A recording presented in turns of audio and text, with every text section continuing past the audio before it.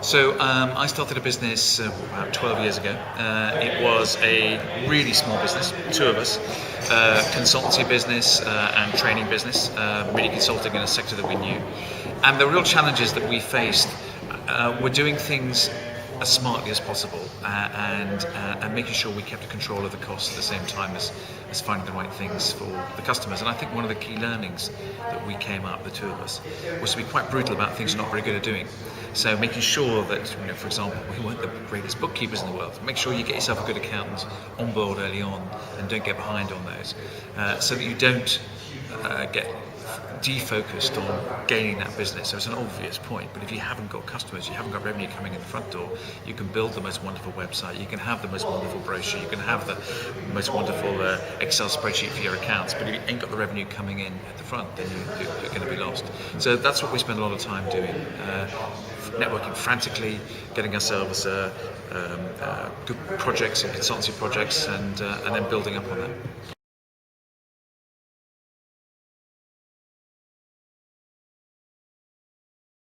I started in working for BT, huge business, and then I did this my own startup after I had a couple of years in a smaller IT business, and then I got very luckily the opportunity to work abroad a lot. So I worked for some big companies like Telefonica on a sort of a 3-year contract basis.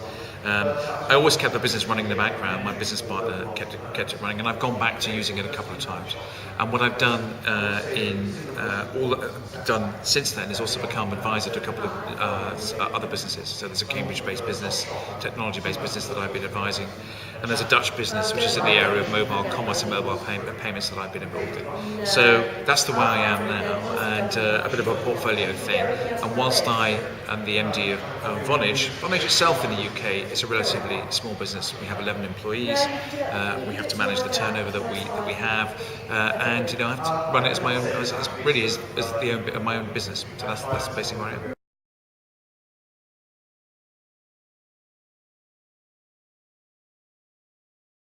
Definitely at Vonage, because that's very much who we target, and I'd like to think that I can empathise with those consumers in a much stronger way than I could have done if I hadn't been doing it. Within Telefonica and big businesses, I think it's very healthy to go and do your own thing for a bit. I think the fact you have to very much stand up on your own gives you a couple of things. It gives you a certain confidence that maybe when you're climbing up the kind of the greasy pole of a large corporate business, you get obsessed by where you are and what your position is.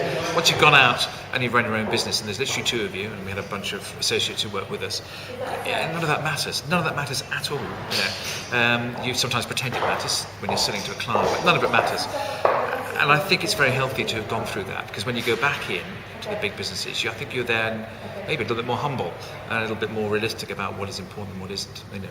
I'm passionate about focusing on the customer and realising that's critical.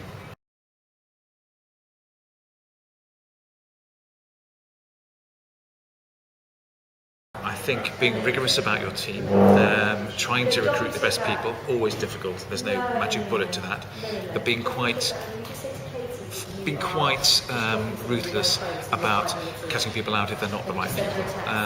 Being very focused on where the business is producing the money and where the business is producing the profit, and therefore keeping deep control over your cost to make sure you don't get that run away with you. Basic business stuff actually, but I think that kind of area of focusing on your customer, making sure you're really careful about where your business is coming from, and being ruthless about exiting if it's not working, and moving on.